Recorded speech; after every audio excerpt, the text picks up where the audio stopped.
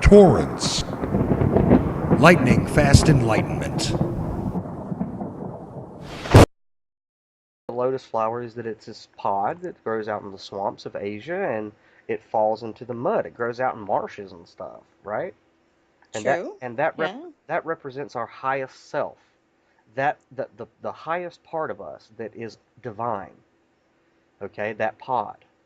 And it falls into the marsh, into the mud, into the muck, into the mire, and it begins to sink. And the farther that it sinks, it gets darker and darker, and there's creepy, crawly demons and snakes and slithery things, right? All, Right. all down this journey to the very depths of the marsh, where it is under all this pressure, right? And then Ah, eventually, when it's ready, it begins to float to the surface to seek the light of the sun when it's ready, yeah. when it's ready. Wow. Yeah. And then when it gets up to the top through the surface, and it sees the light, it unfurls. There's a Radiohead song called Lotus Flower. Listen to the lyrics. And you Really? don't even have to understand the lyrics. Feel the vibration of those lyrics. So when it gets to the surface and it sees the sun, it begins to unfurl. And then it rests calm as a Hindu cow above all that ugliness. And scientists still don't know how. But when it does unfurl, there's not one speck of mud or dirt on any of the petals. Isn't that amazing? Wow. But that's you. That is you. That's why it's one of the most beautiful flowers that you'll ever see because it is you. You Wow. you came from infinite awareness. You came from the most divine and peaceful and creative, powerful and benevolent force. You are God. And you wanted an intimate knowledge of yourself. And so you chose to become a pod. And like Jesus, it said that Jesus was the King of glory, but he humbled himself, putting on this weakly flesh.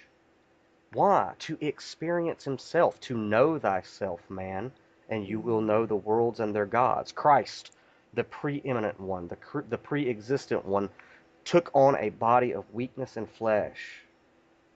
Okay? Now, the Bible says, okay, people say, well, Jesus is God in the flesh, so he knew everything. So there's nothing for him to learn. But that's not what the Bible says at all. The Bible said that there is something that God had to learn. You want to know what it is? What? It says that he learned obedience. Wow. Think about that for a second. There was something that an all powerful God who's always existed, will always exist, and anywhere, there's nowhere that God's not, didn't know something because it was the most powerful thing. It had to submit to itself and learn obedience, something it did not know or have a concept of or grasp. But that's kind of tricky if you know that you're God, right? Right. You have to make yourself have amnesia and forget that you're God. You have to become that lotus pod. Unbelievable.